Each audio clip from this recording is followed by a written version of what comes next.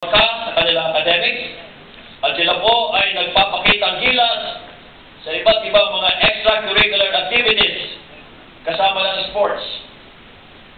At kung di mo alam ang kasaysayan po ng buhay nila, isipin mo, wala silang mahirap na nakaraan. Pinag-uusapan na ho namin ni Jensen at ni Joey, yung mga speech niyo para kayo nag-aral ng public speaking. Talo pa ninyo mga politiko. Yung sa inyo walang bola. Politiko, meron eh. Talo pa ninyo mga broadcaster. Nagsasalita na sila sa harap ng microphone. O hula ko, sa aking palagay po, meron kayong tatlong bagay. Una, isang malinaw na pangarap para sa mas magandang bukas. Diba?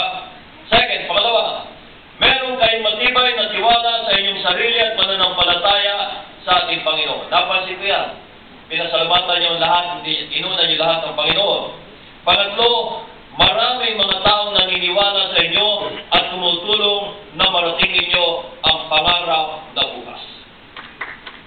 At doon, sige.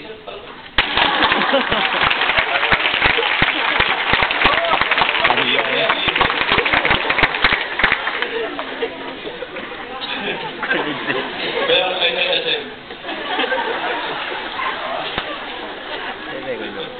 At doon sa pangatlo, kasama ninyo ang inyong kabayan at siyempre ang SM Foundation, ating major benefactor, ang Department of Education, ang Rotary Club of Makati West.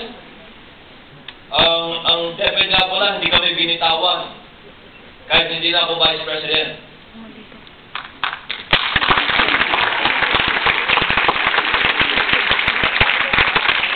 Kasi mas takot sila, nasa radyo ako sa TV ngayon. And of course, ang JobsTV.com, palakpakan mo natin sila.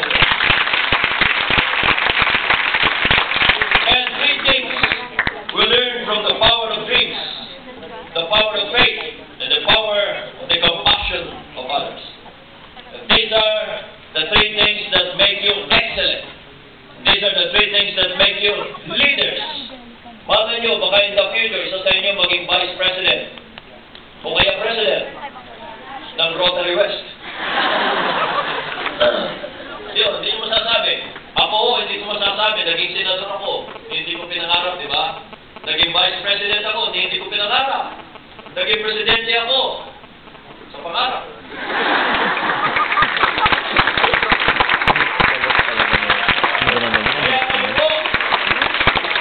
Karangalan kayo ng inyong mga magulang at kapatid. Sigurado ko po ang inyong mga magulang umiiyak sa tuwa dahil sa inyong karangalan na kagano yan.